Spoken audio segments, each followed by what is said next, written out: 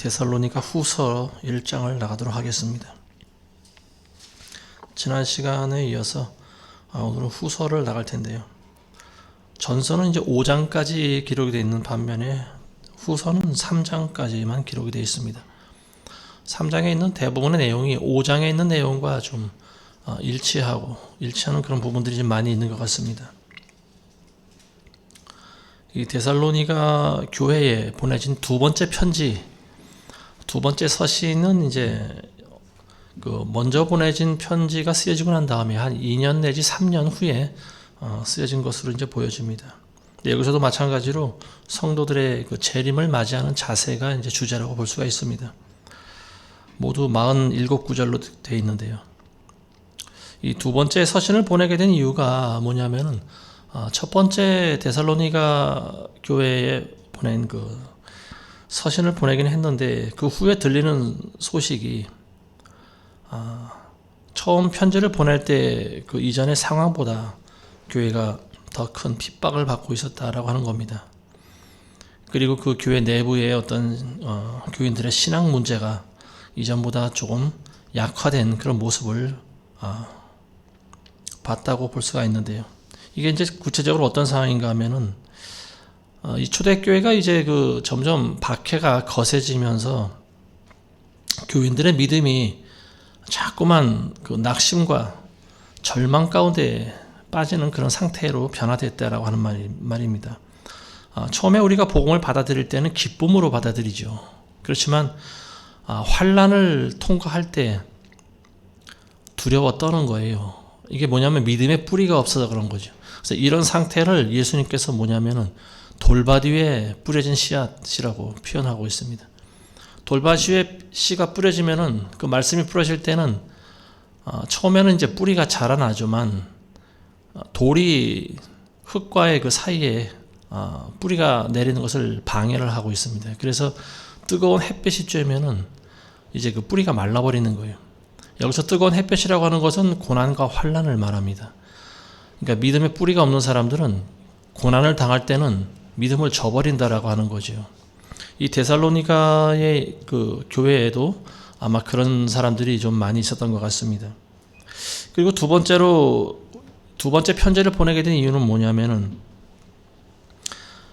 그곳에 복음을 전해준 바울의 그 편지가 처음에 이제 갔는데 그 이후에 또 다른 바울의 이름을 이제 도용한 그런 거짓 서신서가 좀 있었던 것 같습니다. 그러다 보니까 그 거짓 편지가 거짓 교리를 만들어내고 이제 이런 징조가 뭐냐면 바로 종말의 징조라고 하는 거죠. 그래서 이제 그런 곧 종말이 온다.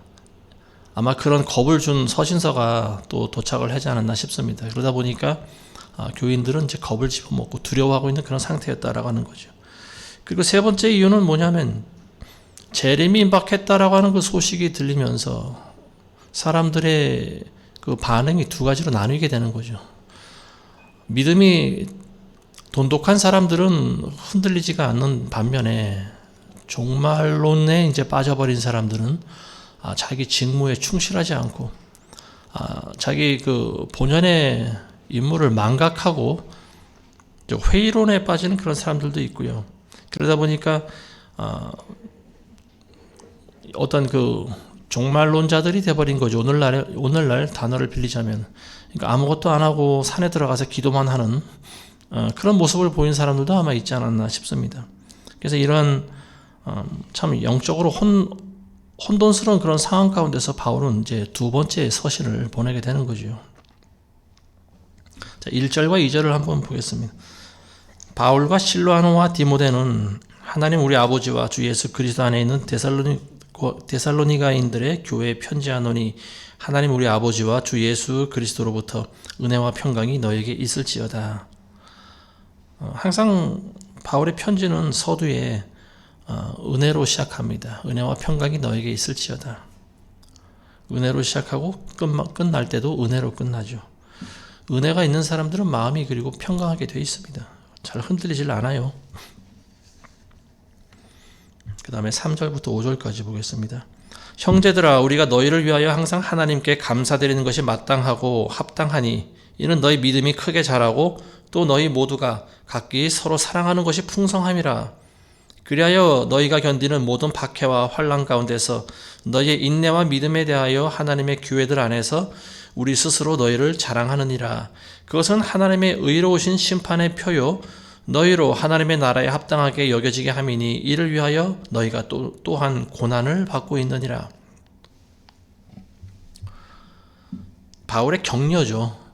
너희가 지금 박해와 환난을 당하고 있다는 소식을 우리가 들었는데 너희가 인내하면서 그 가운데 또 서로 사랑하고 있으니 우리는 너희를 참으로 자랑스럽게 여긴다, 이런 말입니다. 여기서 이제 그 크리스찬들이 당하고 있는 고난에 대해서 이야기하고 있는데요. 이 바울은 어느 서신서든지 보면 항상 고난에 대해서 언급을 하고 있습니다.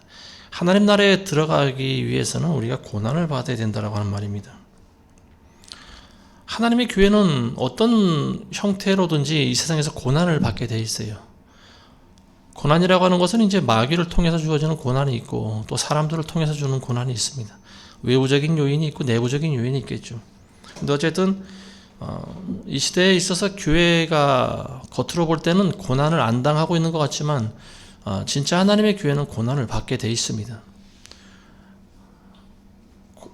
교회가 고난을 안 받는다라고 하든지 고난 받는 것이 하나님의 뜻이 아니라고 하든지 아니면 나는 여태까지 한 번도 우리 교회는 고난을 안 받았다 뭐 이렇게 교회가 말할 수 있어요. 그렇지만 그런 교회는 사실은 진짜 교회는 아니죠. 그런 교회는 가짜 교회라고 볼 수가 있습니다.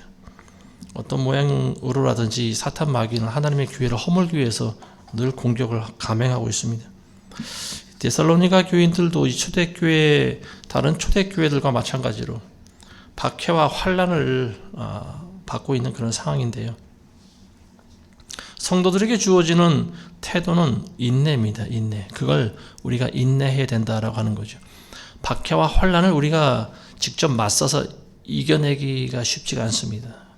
그리고 그런 것들 하나님께서 또 교회에 허락하시기 때문에 성도들에게 주어지는 것은 오직 인내예요. 그 기간을 인내하면서 기도하면서 이겨내는 겁니다. 그리고 그런 자들에게 하늘나라에 들어갈 수 있는 자격이 주어지는 거예요. 이 고난을 통과하지 않으면 결국 대부분의 신자들이 다시 세상으로 돌아가게 돼 있어요. 고난을 맞이할 때 진짜와 가짜가 드러나게 돼 있습니다. 예수님이 아까 말씀하신 것과 같이 잠시 말씀을 받은 후에 기쁨으로 그 말씀을 받지만 태양빛이 세게 내리쬐면 이게 뭐냐면 이제 환난이죠. 고난. 그때 가서는 이제 뿌리가 없으므로 말라버리는 거예요. 믿음의 뿌리를 내리기 전에 마귀가 환난을 줄 때 그 믿음이 진짜인지 가짜인지 드러난다라고 하는 말입니다. 근데 많은 사람들이 이 고난의 강을 통과하지 못합니다. 하나님께서 주시는 이 고난의 테스트를 통과하지 못하는 사람들이 많이 있어요. 목사들 가운데도 많이 있습니다. 제 신학교 동기 한 명이 원래는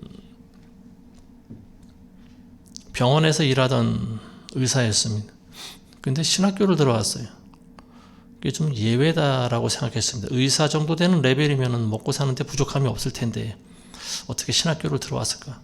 근데 이제 아마 하나님께서 그 사람을 좀 많이 훈련을 시켰던 것 같아요. 그래서 모든 직분을 다 내려놓고 신학교를 들어왔습니다. 그리고 많은 고난을 겪었어요. 한 10여 년 정도 하여튼 그런 고난의 강을 통과한 것 같습니다. 근데 몇 년 전에 소식이 끊겼다가 작년인가 한번 연락이 어떻게 닿는데 안타깝게도 그 친구는 다시 세상으로 돌아가 버렸습니다. 믿음을 잃어버렸는지는 모르지만 제가 봤을 때 믿음을 잃어버린 것 같아요. 뭐 종교 생활을 할 수는 있겠지만 말을 들어보면 알지 않습니까? 세상 사람들이 하는 사고방식을 그대로 다시 또 주워가지고 그 방식대로 살아가고 있는 것 같아요. 자기를 부인하는 삶을 살았는데 그동안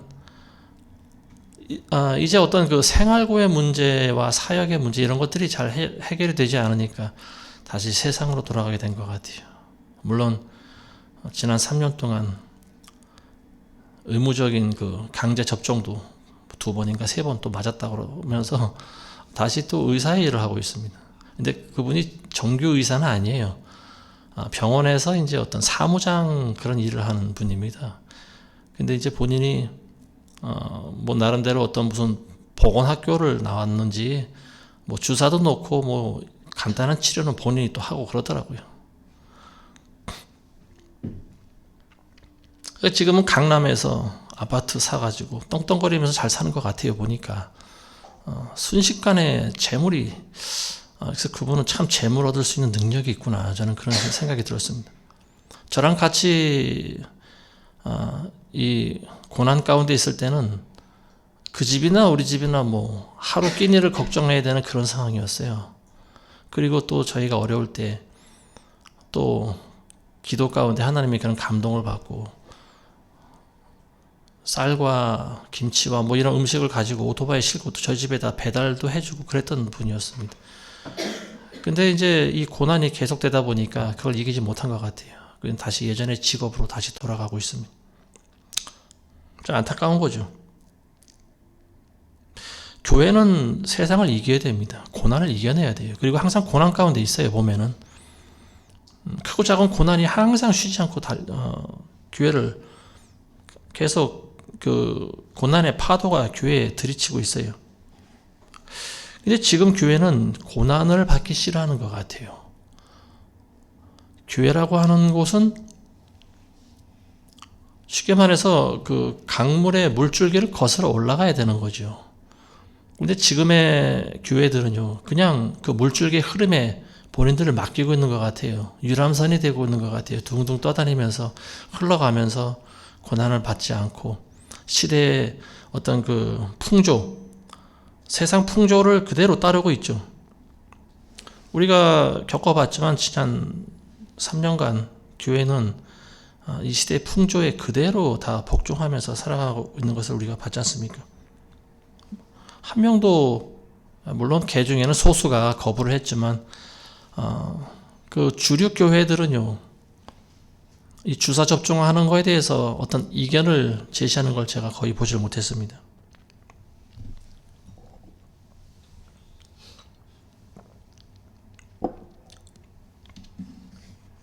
유튜브에 나오는 유명한 스타 강사가 있습니다.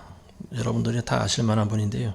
그분이 몇 년 전에 주사를 맞고 부작용이 이제 있었던 것 같아요. 그 자기 얼굴을 올린 그 사진을 본 적이 있는데요.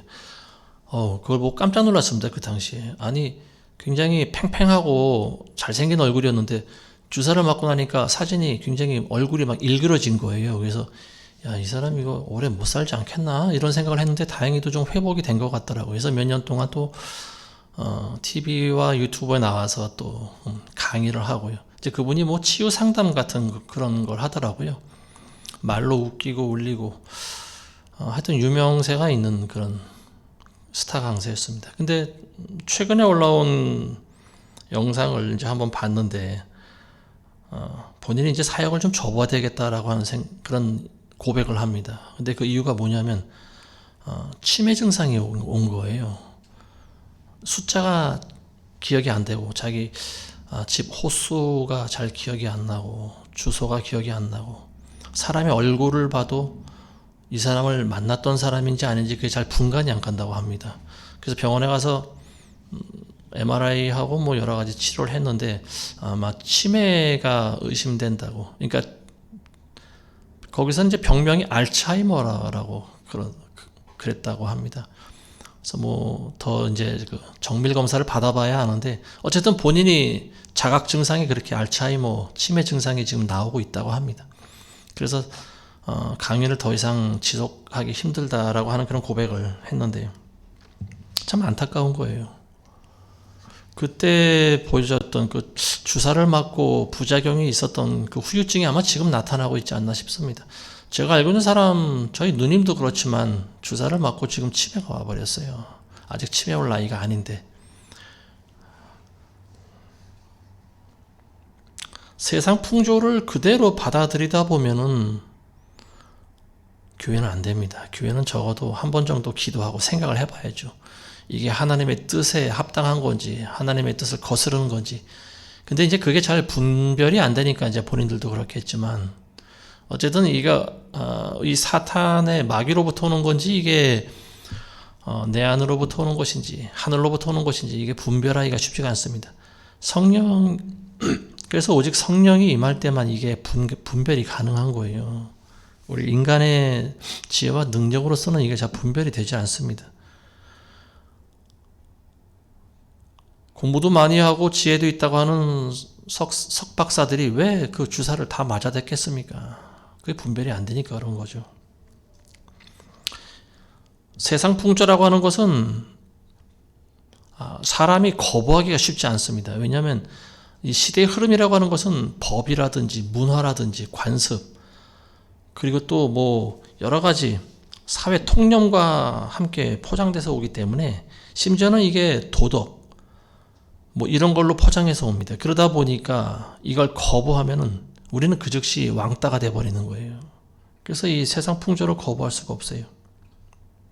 근데 우리는 항상 기억을 하셔야 됩니다. 이게 이 세태의 흐름을 따르는 것이 이게 하나님의 뜻인가 아니면 마귀가 좋아하는 것인가 우리는 그걸 항상 염두에 두지 않으면 안 돼요. 안 그러면 우리는 그냥 속절없이 이 세상 물결이 흘러가 버려요. 같이.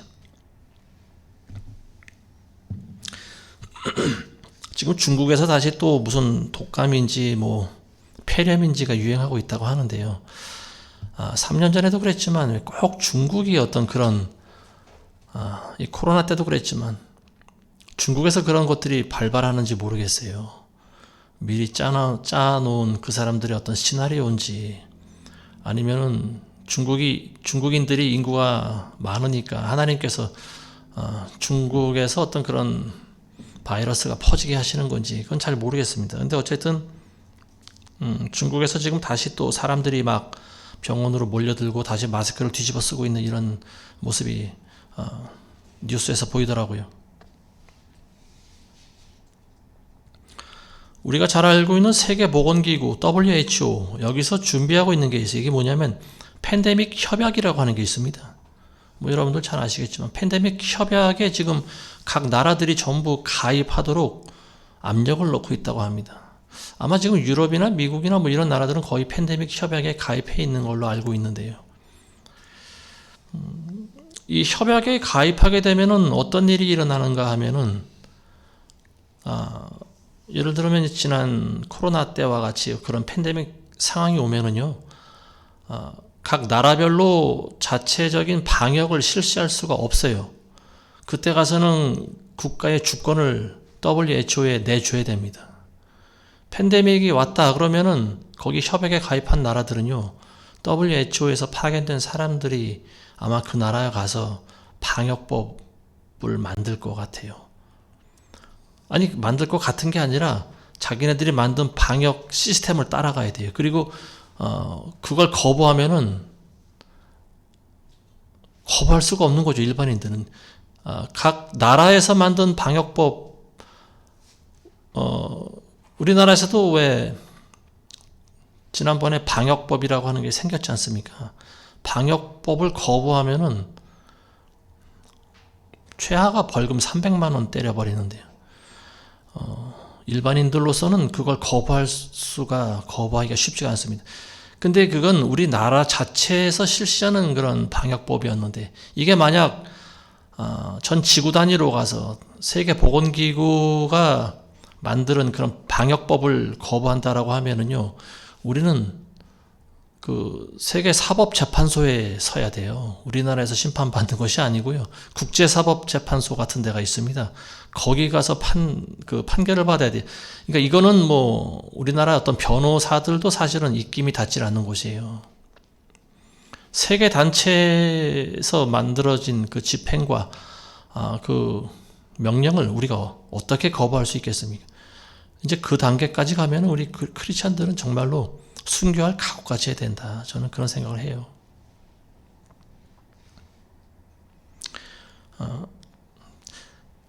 일부 작은 나라에서 이제 지난 3년 동안 있었던 이 백신 강제 접종에 대해서 아주 강한 반발을 드러내고 있는데요.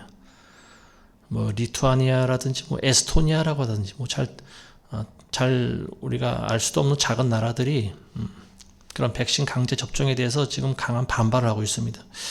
폴란드가 지금 그 협약에 가입을 했는지는 잘 모르겠는데 독일의 그 화이자 제약회사로부터 고소를 당한 상태라고 합니다. 왜 그러냐면은 각 나라별로 구입을 해야 되는 백신의 양이 있어요. 근데 그걸 구매하지 않으면 고발당하는 거예요. 제약회사로부터. 지금 폴란드가 고발당한 상태라고 합니다. 그러니까 우리나라는 아마 문재인 정권 때 그 이상의 양을 아마 구입하지 않았나 싶습니다. 그래서 뭐 많이 맞은 사람들은 4번도 맞고 5번도 맞고 그랬다고 하는데요.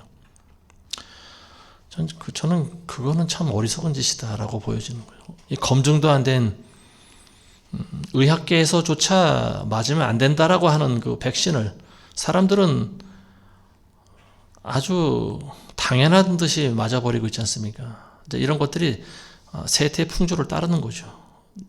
그냥 권세자들의 말을 믿고 죽기는 싫고 그 약 성분이 뭔지도 검증 안 됐는데 무턱대고 맞는 거예요. 백신은 좋은 거니까 다 맞아야 된다. 이게 굉장히 어리석은 거라는 거죠. 크리스찬들은 이런 팬데믹 협약에 사인을 해서도 안 되고요. 찬성해서도 안 되고.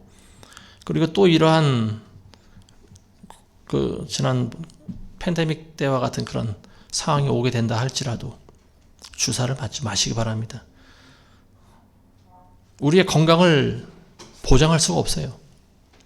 지금 많은 의학자들이 하는 얘기가 그거 아닙니까? 중국에서도 지금 그런 반성의 물결이 지금 계속 보여지고 있는데 그게 뭐냐면은 지난 코로나 3년 동안 너무 철저하게 차단한 그 시스템 때문에 국민들에게 저항력이 없어졌다라고 하는 거예요. 예전 같으면 그냥 감기 한번 앓고 지나갈 만한 것도 지금은 감기에서 폐렴 수준으로 바로 연결이 된다라고 하는 거예요. 감기라고 하는 것이 수천 년 동안 우리 인간들과 같이 살아왔는데 지난 3년 동안 마스크를 쓰게 하고 거리 두기를 하고 백신을 맞아대고 그러다 보니까 사람들이 이 항체에 대해서 저항할 수 있는 면역력이 사라져버린 거예요. 그러니까 감기 들리면은 어린아이들 같은 경우는 아주 취약합니다. 지금 중국에서 지금 그런 목소리가 나오고 있어요. 너무 코로나를 무서워해서 지금 이러한 결과가 일어났다. 의사들이 이렇게 주장하고 있어요. 그게 맞는 말이죠, 사실은.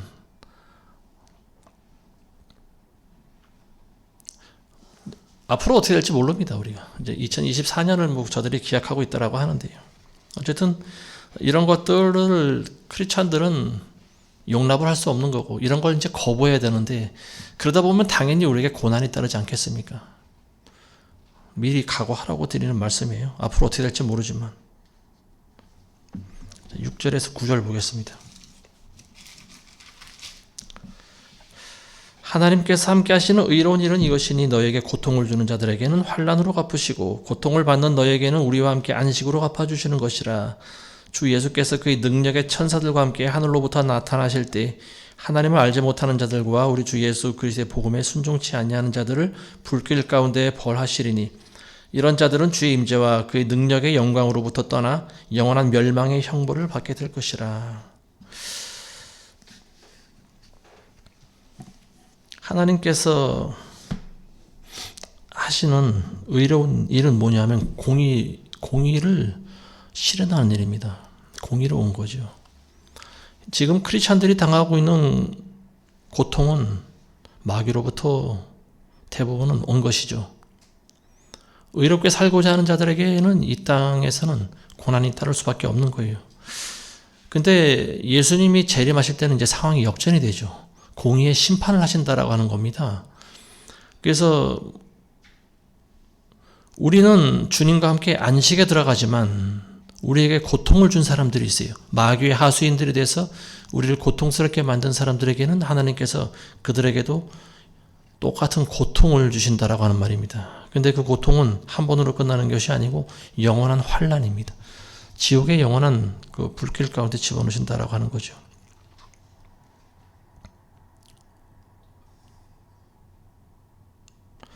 예수님이 이제 장차 천사들과 함께 하늘로부터 나타나실 텐데 재림의 때죠. 그때는 이제 하나님께서 이 땅을 심판하시죠. 하나님을 알지 못하는 자들, 그리고 예수 그리스도의 능력의 복음에 순종하지 않는 자들을 불길 가운데 벌하신다 이렇게 나와 있습니다. 하나님을 알지 못하는 자들은 불신자들이고요. 그리고 복음에 순종하지 않는 자들은 믿는다고 하지만 순종하지 않는 그런 크리스천들을 얘기하고 있습니다. 그러니까 신자와 불신자 모두를 다 같이 하나님께서 심판하신다라고 하는 말이에요. 그때 가서 나는 몰랐어요. 이런 말이, 이런 변명이 통하지가 않습니다. 하나님께서 지금 주시는 때가 은혜의 때예요. 지금이 바로 구원의 때입니다.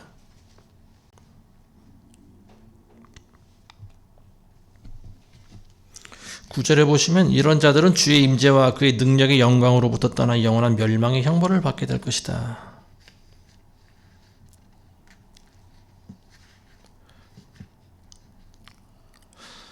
주의 임재와 능력의 영광으로부터 떠난다. 이게 뭐냐면요, 예수님과 영원한 단절을 이야기하고 있습니다. 우리가 하나님으로부터 떠난다라고 하는 말은 가장 무서운 말이에요. 이 세상 살아가면서 우리는 알게 모르게 하나님의 임재 가운데 살아갑니다. 악인이라 할지라도 하나님의 은혜 가운데 살아가고 있어요. 그래서 하나님이 떠나는, 하나님과 단절되는 것이 어떤지 잘 모릅니다. 근데 정말로 그런 일이 있게 되면은요, 그야말로 많은 사람들이 멘붕에 빠져버릴 겁니다. 이 세상에서는 아직 기회가 있기 때문에 우리가 죄를 지었을지라도 회개하며 하나님이 용서해 주세요. 근데 지옥의 판결을 받고 떨어지는 사람들은 그런 기회가 원천적으로 전부 차단이 돼 버립니다. 이게 굉장히 무서운 거죠. 지옥에는 모든 기회가 없다라고 하는 거예요. 주님의 임재와 능력의 영광을 여러분들이 지금 받고 있는데, 이게 은혜의 때고 지금이 구원의 때라고 하는 거예요. 근데 이 시기가 지나가면은요, 악인에게는 더 이상 기회가 없습니다. 죄인도 마찬가지예요. 회개할 수 있는 기회가 주어지지 않는 때가 있어요. 그러니까 심판받기 전에 우리가 회개를 하셔야 됩니다. 지옥에 들어간 사람이 아무리 회개해봐야 나올 수가 없어요.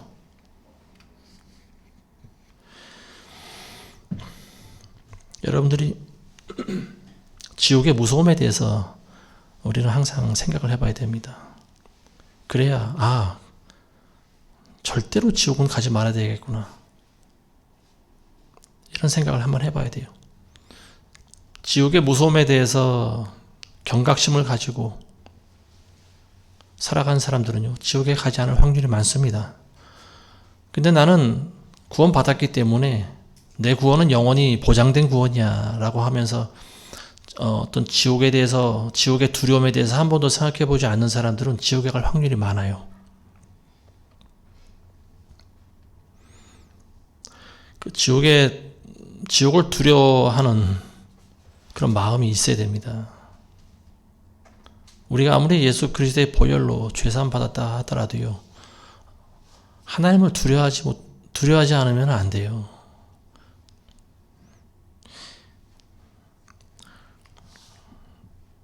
단테라고 하는 사람이 쓴 책이 있어요. 신곡이라고 하는 책이 있는데요, 기회 되시면 이걸 사서 한번 읽어보시기 바랍니다. 그 단테라고 하는 사람이, 이 책의 이제 주인공이, 그 단테가 이제 그런 어떤 간증 비슷한 말을 하고 있는데, 35살 때 밤길을 걷다가 산짐승들에게 이제 그 어떤 목숨의 위협을 당했던 모양입니다. 그때 베르길리우스라고 하는 사람이 나타나서 단테를 구해줬다고 하는데요, 이 베르길리우스라고 하는 사람이 누구냐면 단테가 평소에 존경했던 사람인데, 과거 예전에 죽은 사람이에요. 로마 시대 시인입니다. 베르길리우스라고 하는 사람이. 근데 그때 그 사람이 나타나서 단테를 구해주고 어디로 데려가냐면 지옥으로 데려갔다고 해요. 그래서 이 지옥을 이제 경험을 해보고 오는데요, 지옥, 이 생과 저 세상, 지옥으로 그 가는 길 가운데 이제 큰 강이 흐르고 있고요. 그 강을 이제 영혼들을 태우고 가는 뱃사공이 있는데 카론이라고 하는 사람이 있는데 배를 가지고 나타나서 이제 죄인들을 태우고 지옥으로 데리고 간다고 합니다. 근데 지옥문 앞에 딱 도착했는데 단테가 보게 된 그 편말이 있죠. 거기에 쓰여진 글귀. 그게 이제 뭐냐면 이제 라틴어로 쓰여진 말인데 이게 라시아테 오니 스페란자 보이 겐드라테라고 하는 말이에요. 이게 뭐냐면 모든 희망을 버려라. 들어오는 그대들이요. 여기 들어온 사람들은 모든 희망을 버려라. 완전한 절망입니다. 여기 들어온 사람들은 이제 다시 나갈 수 없다라고 하는 거죠. 이게 바로 지옥의 형벌이 무서운 거예요. 모든 용서받을 수 있는 기회가 차단된 거죠. 하나님의 임재와 그 영광의 능력으로부터 떠났기 때문에 그래요. 우리가 밤이 돼도 안심하고 밤에 잠이 들 수 있는 이유는 뭐냐면 아침이 되면 또 해가 뜨기 때문에 그렇습니다. 근데 태양이 한번 지면은 다시 돌아오지 않는다라고 하면은요, 우리는 밤에 잠이 안 올 거예요, 아마. 그보다 더한 고통이 있을까요? 근데 지옥의 고통은 그보다 더한 거예요. 하나님의 임재로부터 떠난다라고 하는 것은 그보다 더한 거예요. 우리 인간이 상상할 수 있는 가장 두려움, 그것보다 몇 천 배나 더 두려운 것이 바로 하나님으로부터 영원히 단절되는 겁니다. 근데 그런 큰 고통을 맛보신 분이 있어요. 그분이 누구냐면 바로 예수님이십니다.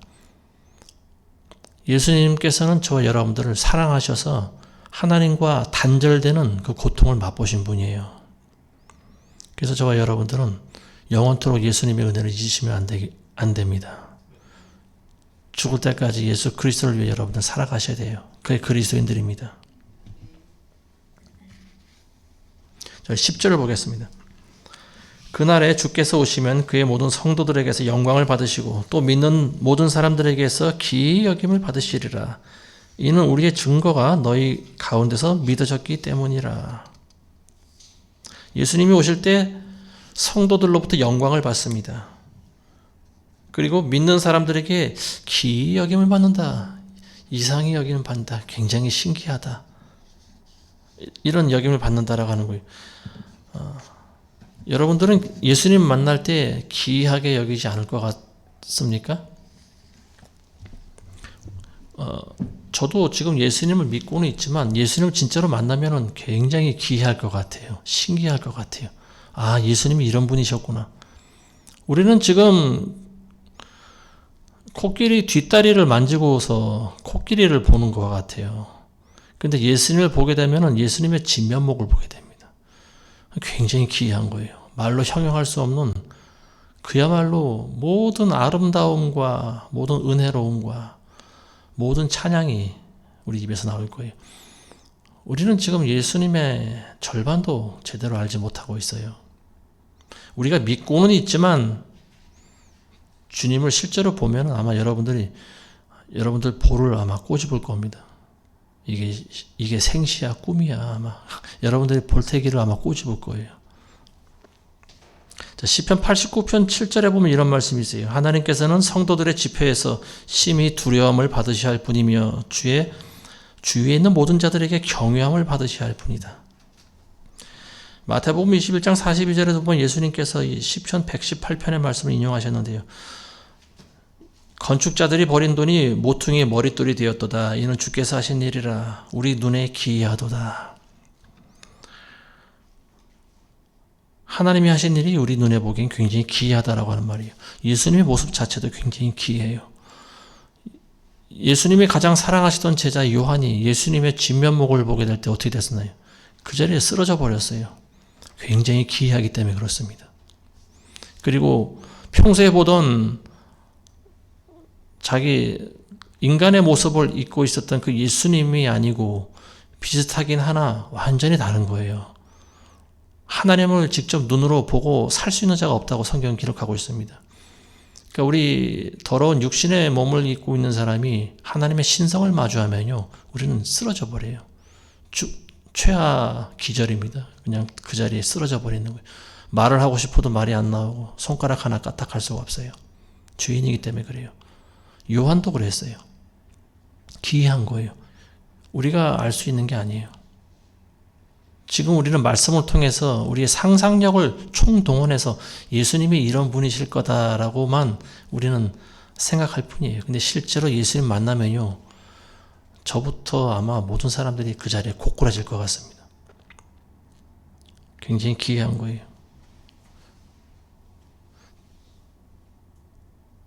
제가 알고 있는 친구가 예수님을 만날 때, 환상 가운데 예수님 만날 때 저는 옆에서 운전을 해주고 있는데 그 친구가 갑자기 정면을 응시하는데 표정이 굉장히 기이하게 변하더라고요.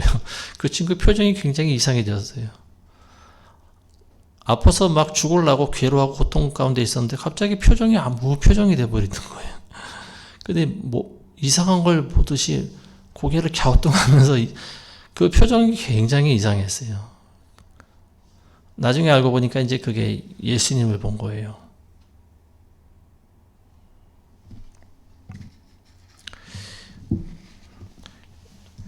이는 우리의 증거가 너희 가운데서 믿어졌기 때문이라. 우리의 증거가 너희 가운데 믿어졌기 때문이다. 이제 이 말씀은 우리가 데살로니가전서 2장에 있는 말씀, 우리가 2장 13절을 보시면요, 똑같은 말씀이에요. 2장 13절에 보면 이로 인하여 우리가 하나님께 쉬지 않고 감사함은 너희가 우리에게 들은 바 하나님의 말씀 받을 때 사람의 말로 받아들이지 않고 사실 그대로 하나님의 말씀으로 받았음이니 이 말씀이 믿는 너희 가운데서 효과적으로 역사하느니라. 이게 뭐냐면 우리가 전한 말씀이 너희 가운데서 효과적으로 믿어졌다. 우리의 증거가 너희 가운데 믿어졌다. 효과적으로 역사했다. 이런 말입니다. 같은 말이에요. 11절에 보면 하나님께서 그의 부르심에 합당하게 여기시고, 하나님께서는 크리스천들 부르시죠. 사람들 부르십니다. 저와 여러분들은 하나님의 부르심에 합당한 삶을 살아가야 돼요. 하나님께서 불렀는데 우리 마음대로 살아가면은 그건 하나님의 부르심에 합당한 삶을 살아가는 게 아니죠. 부르시기 전까지는 우리는 이 세상 사람이에요. 이 세상 나라의 그 백성들입니다. 근데 하나님의 부르심을 받았을 때 우리가 아멘으로 따라가면은요, 우리는 하늘나라 백성이 된 거죠. 그리고 그분의 뜻과 그분의 법대로 살아가야 돼요. 근데 계속해서 하나님이 우리를 부르셨는데도 불구하고 세상 법에만 의지해서 살아간다. 가치관이 변하지 않는다. 그러면 우리는 천국 백성이 아닌 거죠.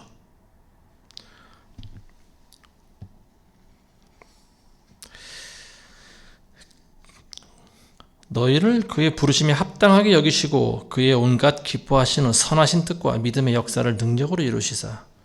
자, 하나님의 온갖 기뻐하시는 선하신 뜻. 선하신 뜻이 무엇일까요? 성경에 보면 하나님의 뜻에 대해서 여러 구절 나와 있죠. 하나님의 뜻을 한두 구절로 다 알 수는 없습니다. 헬라어의 뜻이라고 하는 단어가 두 가지가 있어요. 하나는 불레라고 하는 단어가 있고 하나는 델레마라고 하는 단어가 있습니다. 불레라고 하는 단어는 하나님의 뜻이 변하지 않는다라고 하는 거예요. 변함이 없는 하나님의 뜻을 이야기할 때는 불레라고 합니다. 그러니까 성경에 보면은 이제 영어로 decision이나 plan, purpose, 하나님의 언약, 약속, 계획, 그리고 그 중에 이제 대표적인 것이 뭐냐면 십자가 구속 사건입니다. 예수님을 이 땅에 보내시기로 하신 거. 이런 것들은 변함이 없는 뜻이에요. 이걸 불례라고 합니다. 이런 하나님의 뜻을 불례라고 해요. 그리고 성경에 기록되어 있는 대다수의 것들이 하나님의 뜻 가운데서 이루어지고 있습니다. 우리는 그걸 이해하고 순종하면 되는 거예요. 히브리서 9장 27절에도 보면 사람이 한번 태어나고 죽는 것은 정한 것이요, 정한 이치요. 그 이후에는 심판이 있다라고 했어요. 정한 뜻이다. 정해진 뜻. 이게 바로 불례라고 하는 것입니다. 사람이 한번 태어나고 죽는 것이 하나님의 뜻이죠. 이건 변할 수가 없는 거예요. 근데 딜레마라고 하는 것은 달라요. 딜레마라고 하는 말을 여러분들이 아시지 않습니까? 이것도 아니고 저것도 아니고 우리가 뭘 해야 되는지 잘 모를 때 우리는 딜레마에 빠져버린다고 그러지 않습니까? 딜레마라고 하는 말이 이거는 변동 가능성이 있는 하나님의 뜻을 이야기하고 있습니다. 영어로 치면 이제 will, wish, desire 뭐 이런 것들이죠.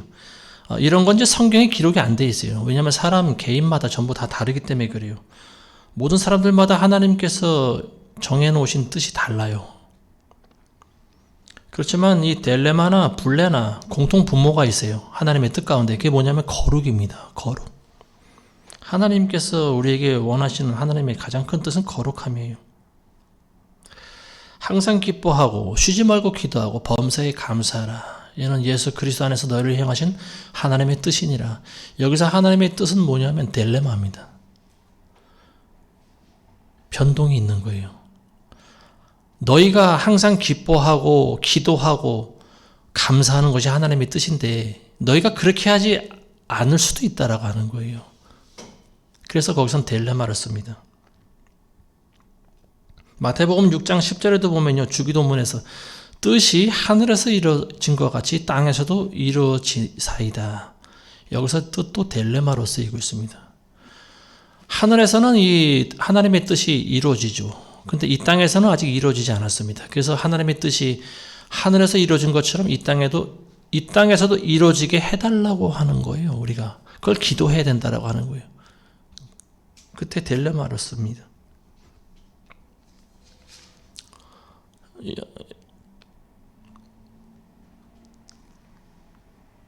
요나라고 하는 사람이 요나서를 보면요.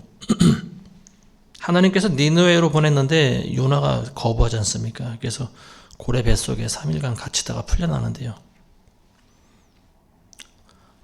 요나가 거부했을 때 하나님께서는 그냥 내버려 두지 않으셨죠.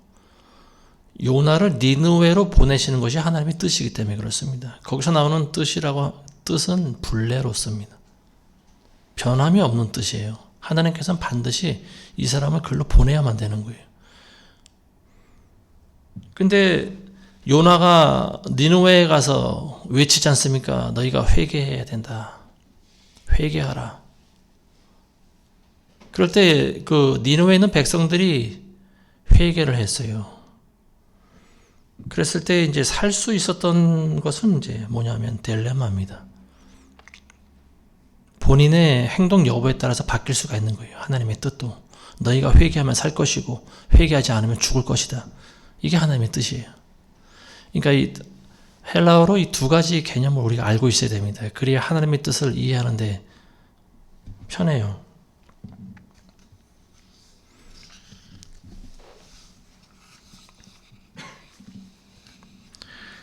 온갖 기뻐하시는 선하신 뜻과, 그러니까 하나님께서 온갖 기뻐하시는 여러 가지 뜻이 있다라고 하는 거죠. 그렇지만 이 선하신 뜻은 불레와 딜레마 두 개가 다 섞여 있어요.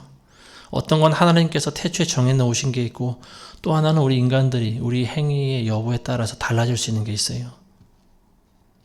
천국과 지옥을 만들어 놓은 것이 이제 하나님의 뜻이죠. 그리고 공의로우신 하나님께서는 악인들을 지옥에 보내시고 의인들을 천국에 보내는 걸 하나님의 뜻이에요. 근데 이제 우리의 행동 여부에 따라 우리가 천국에 갈 수도 있고 지옥에 갈 수도 있다라고 하는 거죠. 믿음의 역사, 그 다음에 이제 믿음의 역사가 있는데, 믿음의 역사는 뭐냐면 우리가 믿을 때 하나님의 능력이 나타난다라고 하는 거죠. 믿는 자들 가운데 따르는 표적에 대해서 성경을 이야기하고 있습니다. 믿음의 역사를 이야기할 때 우리가 성령의 능력과 은사에 대해서 이야기를 안 할 수가 없는데요. 왜냐하면 믿는 자들 가운데 따른 표적이라고 하는 것이 성령의 능력으로 인하지 않고서 나타날 수가 없기 때문에 그렇습니다. 우리가 잘 아시는 말씀 마가복음 16장에 보면은요, 믿는 자들 가운데 이러한 표적이 따르리니 즉 내 이름으로 그들이 마귀를 쫓아내고 또 새 방언으로 말하리라. 그들은 뱀을 집을 것이요 어떤 독을 마실지라도 해를 입지 않을 것이며 병자에게 안수하면 그들이 회복되리라. 이게 이제 믿음의 표적이라고도 볼 수 있죠. 믿음의 능력. 근데 오늘날 은사주의자들이 보면 이 은사를 굉장히 남용하고 남발하는 경우가 많이 있죠.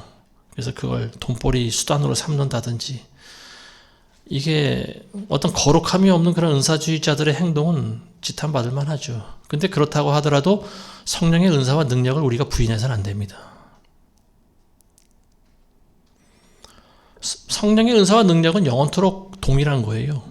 하나님이 동일하듯이 성령의 은사와 능력도 동일한 겁니다.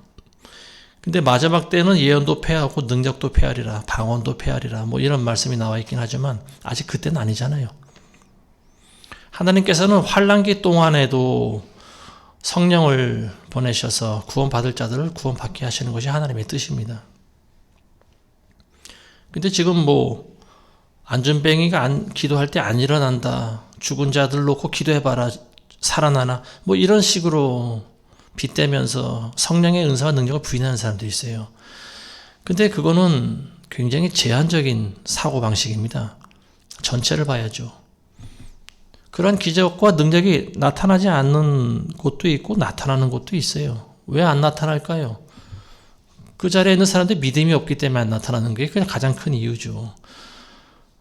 그리고 이제 그 초대교회 때는 그런 기적과 능력이 지금보다 많이 나타날 수밖에 없었던 게 뭐냐면 이제 교회가 세워져야 되기 때문에 그렇죠. 그래서 제자들이 가는 곳마다 교회를 세우기 위해서는 하나님께서 성령을 물붓듯이 부어주셨다라고 하는 거예요. 근데 지금은 이미 교회가 많이 있습니다. 교회가 너무 많다 보니까 오히려 교회가 배도하는 그런 현상이 일어나고 있는 거죠. 능력이 안 나타나는 거예요, 지금. 그래서 진리가 없는 교회에 어떻게 능력이 나타날 수 있겠습니까? 그러니까 지금은 이제 아프리카나 제3국가 같은데 이런 데서는 능력이 나타나요. 교회가 없는 곳에서는. 근데 지금 자기 교회에서 능력이 안 나타난다고 그러고, 그리고 자기가 방언을 못하고 어떤 능력이 없다라고 그래서 그 이제 대다수 신학자나 교수들이 하고 있는 말들이죠. 성령의 은사가 지금 초대교회 때만 있었지 지금 없다라고 말하는 거는요. 그거는 어찌 보면은 굉장히 그 뭐라고 얘기해야 될까요? 신성모독적인 발언입니다. 그건 성령을 회방하는 거예요. 하나님이 동일하신 분인데 어떻게 그때 능력이 있고 지금 능력이 없을 수가 있습니까?